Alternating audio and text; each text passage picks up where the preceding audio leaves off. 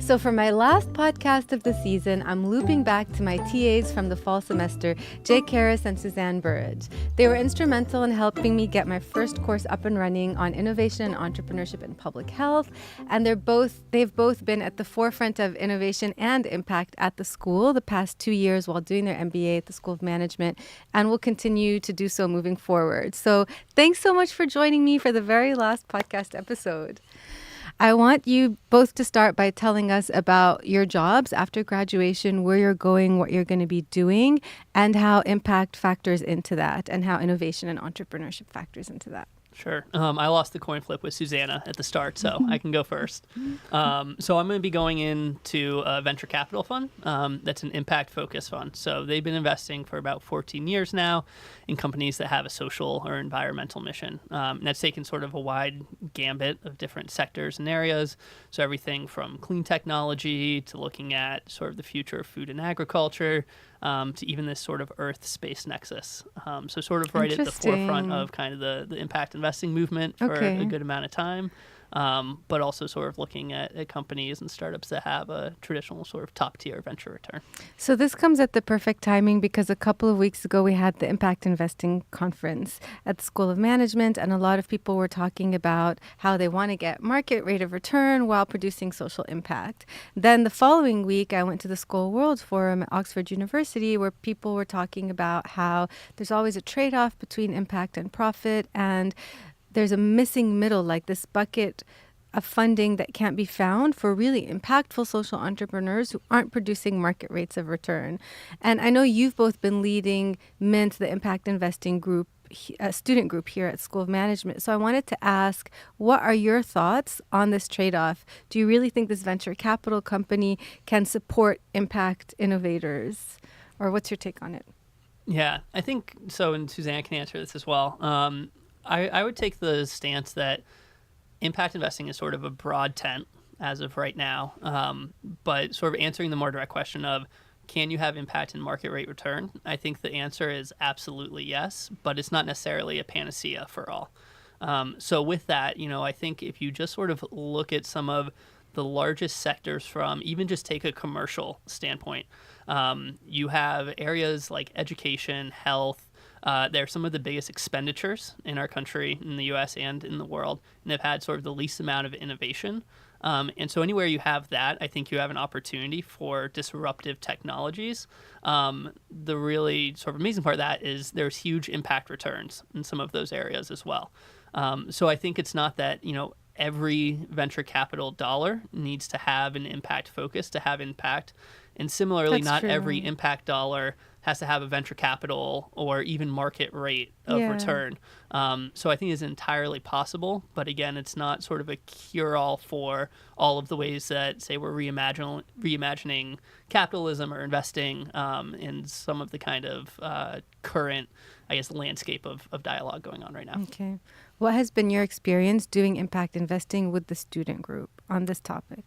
Yeah, so Jake and I were both involved with Mint, which is the MBA Impact Investing Network and Training. It's a program put on by Wharton and Bridges Impact Ventures. It started about 8 years ago, I think. And the idea was that a lot of business schools didn't have curriculum on impact investing or impact, but students were really interested in it as the market was sort of headed in that direction. So they started the program, and we put together 25 students who select 5 companies over the course of the sort of 6 months at Yale, and then we pick the best company to go forward to the Wharton competition.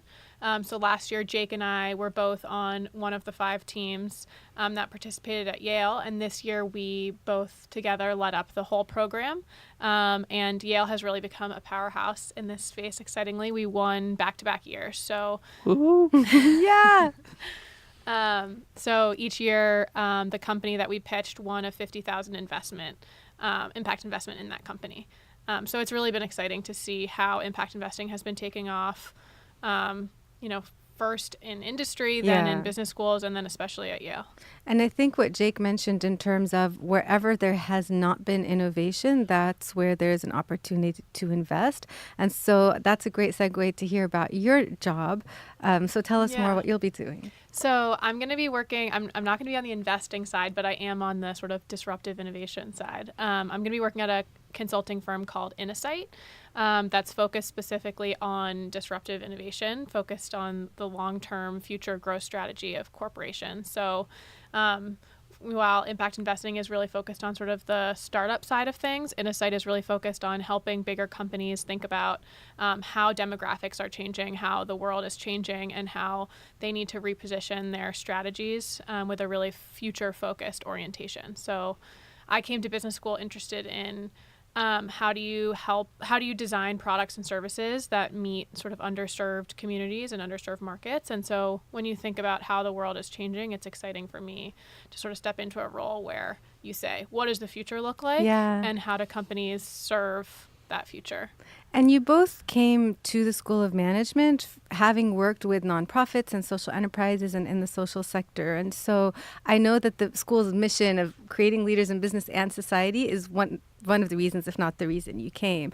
And so I want to hear your thoughts on how this will play into your future roles. Is this the kind of thing you both thought you'd be doing when you came in?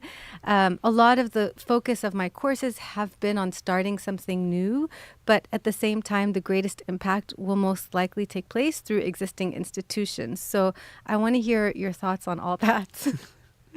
Yeah. Sus? So, I mean, it's a tough question for sure. I mean, I guess the one thing I would say is business and society, the mission of the School of Management was one of the key reasons that I came here. And it's because that balance is something I've really sort of thought about and wrestled with my whole life, or at least since graduating from college. And prior to school, business school, I was working in the social sector. And so that was a very traditional form of impact and philanthropy. And I've increasingly been trying to figure out how do you marry business and society and impact together. And I'm still answering that question. I think it's something I'll be continuing to ask myself for the rest of my life. I think impact investing is one really exciting way to do that. And so I've been thrilled to participate in Mint and get that exposure. I also think big corporations have a responsibility to think differently about the way that they are impacting society. And so hopefully I'll get a view into that through the consulting role. I could see myself being an entrepreneur in the future, but I think I just feel really lucky to have been at a school that's constantly asking this question of how do business and society link together? When are they at odds with one another? Yeah. And I don't think that there's one answer to that question, but I think it's a question that's worth asking over and over and over again. I think so too. And I also came from a social sector background. Like my first job was at the Ministry of Social Affairs in Lebanon. And then I studied public health. And then so coming to a management school was a little bit of an existential crisis for me. But I think I've been looking for the exact same answers that you both have in terms of, is it business and society or business or society? And it shouldn't be the latter. And it shouldn't be either that you run a nonprofit or do a social startup or something to have impact, but rather that existing businesses can have a huge social impact. And that's what I've been seeing ever since I got here. And I think it's so perfect that you both are the last guests, because the first guest was Doug Rao. I don't know if you remember. Yeah. And we talked about conscious capitalism. And this is really the same question that we're closing with. So I'm eager to hear your thoughts. I would say, I mean, I think it comes down to sort of when you're in a transitionary period, you feel something going on, but it's kind of hard to recognize it. And I think, so coming in similar to Susannah, from a personal transitionary period of coming from the social sector, and for me is sort of like the historic Archimedes quote of sort of, you give me a lever long enough, I can move the world, and sort of thinking, where's the longest lever for me personally? So coming to that, but also realizing on a bigger picture, right, if you think back of sort of the Milton Friedman-esque thought around capitalism and business, it was that social responsibility has no place, and the business of business is business. But I think if you follow the market trends, that's changing, right? Employees aren't looking for that. I think the number is about 3/4 of millennials are willing to take a pay cut for a company that has social responsibility. About 2/3 of consumers are willing to pay more. So there's something going on amongst, call it, our generation and sort of the market broadly right now, that I think indicates a change. And it's whether you call it conscious capitalism, if you take the Forbes wording from a couple months ago of reimagining capitalism, it feels like a change is afoot. But I think the interesting thing about being at business school, and kind of going back to my personal transformation, is that the market is really powerful. And when it takes a hold of something, it just has this huge sort of accelerant type ability.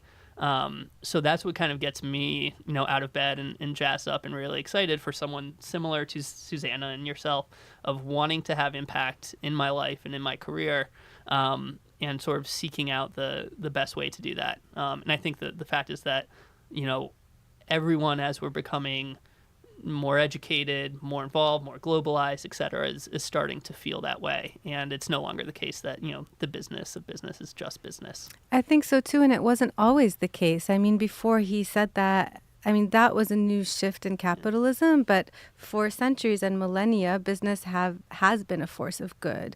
And, when Adam Smith talked about capitalism and the economy, he wasn't talking about this. He was talking about, Doug Rao always says, like, when you breathe air, you don't hoard air, you're breathing to live. It's the same with profit. Like, it's not always the only end game.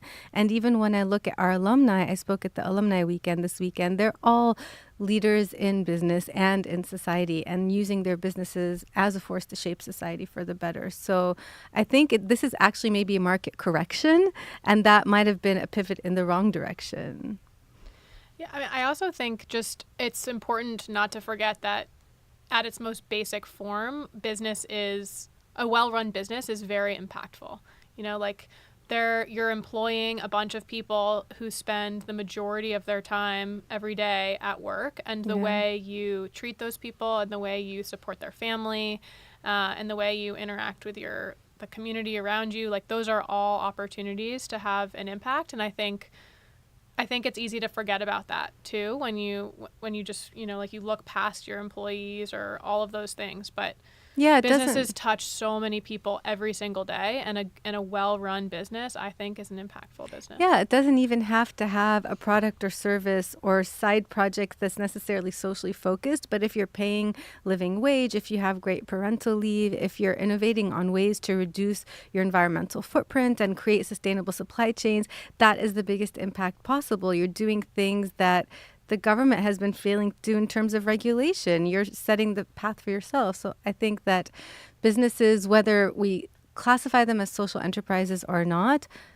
are an incredibly powerful force for good. And I think that people like you and all the other SOM alumni don't have to go start their own organizations or startups to have a social change, but rather to just take leadership positions in existing companies and be that drive for good. So thank you so much for being here with me today, and also for all your work in the course this year. Thank you. It's great to be here.